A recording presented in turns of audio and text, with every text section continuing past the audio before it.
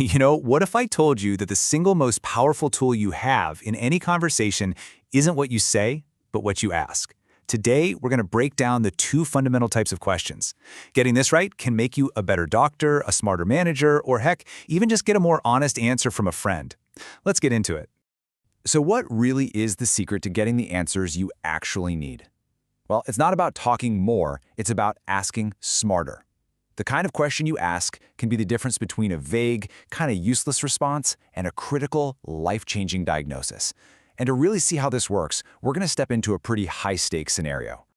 All right, let's meet Mr. Daniels. He's in a medical consultation because he's having recurring chest pain. In a situation like this, every single question isn't just a question, it's absolutely critical. Okay, so here's the challenge. The nurse needs to figure out exactly what Mr. Daniels is feeling to make the right call.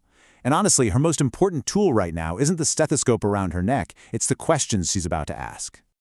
So, the nurse starts her investigation. But she's not looking for a simple yes or no. Not yet. She's trying to get the whole story. And this, my friends, is where we see the power of the open question. Pay close attention to her very first question. She doesn't ask, is the pain sharp? Or is it dull? She doesn't lead him at all. She just uses that magic word, describe. It's like a key that unlocks the door for him to share his experience in his own words. And what's the result? This incredibly rich, vivid description. A heavy weight on my chest.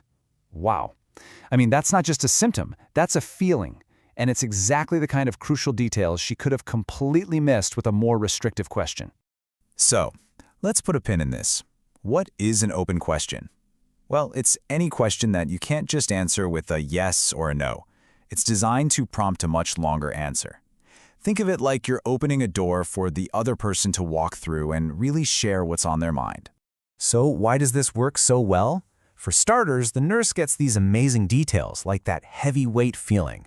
It encourages Mr. Daniels to talk freely, which builds trust, and you know what? It can lead to all sorts of unexpected but totally vital information. But of course, there's a flip side. Open questions can sometimes send you down a bit of a rabbit hole. For instance, when the nurse asks how the pain started, Mr. Daniels mentions, "I work in a big supermarket." Now, is that relevant? Maybe, maybe not. It just means it can take a bit longer to sift through all the details to get to the really crucial facts. Okay, so the nurse has opened the door and gotten the story. Now she needs to narrow her focus. She has the narrative. Now she needs the data. And this is where she pivots, shifting to a completely different tool, the closed question. And listen to this next question. It is the polar opposite of her first one. You can't answer this with a story. It demands one thing, a number, a specific, quantifiable piece of data that she can track and analyze. And the answer is immediate and totally precise, 4 or 5. And just like that, the vague feeling of pain becomes a measurable data point. See? That's the power of a closed question. It forces clarity. So, yeah. A closed question is the mirror image of an open one. It's designed to confirm facts, get specific details, and just limit the scope of the answer. You're not opening a door anymore, you're pointing to a very specific spot on the map. And in a medical setting, this is absolutely essential for accuracy.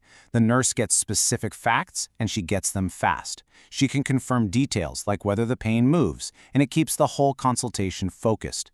Without these closed questions, a reliable diagnosis would be almost impossible. So, which one's better, open or closed? Well, the answer, as our nurse is demonstrating so beautifully, is that the real skill isn't in picking one over the other. The true masterclass is in blending them together. This expert combination is actually a well-known strategy. It's called the funnel technique. You see how she does it? She starts broad and open to get the big picture. Then she encourages him with another open prompt, "Go on." Then she starts to funnel down, using closed questions to clarify, confirm, and finally quantify the specifics.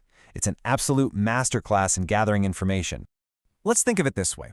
Open questions ask how or why, and they basically hand control of the conversation over to the other person to tell their story.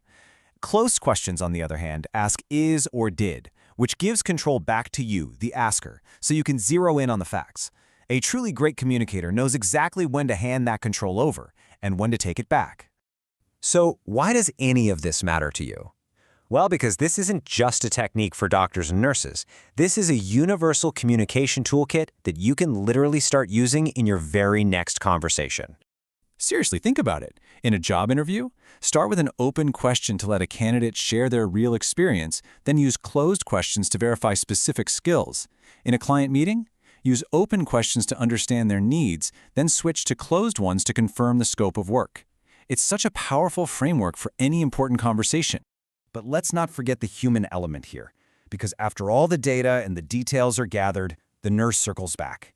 And she gets this answer. The technique didn't just uncover physical symptoms, it uncovered the patient's deepest fears. And that is the real power of this whole approach. So, as we wrap up, I want you to think about the conversations you have ahead of you today. Just remember, getting the right answer always starts with asking the right question. So, my question to you is, what will you ask?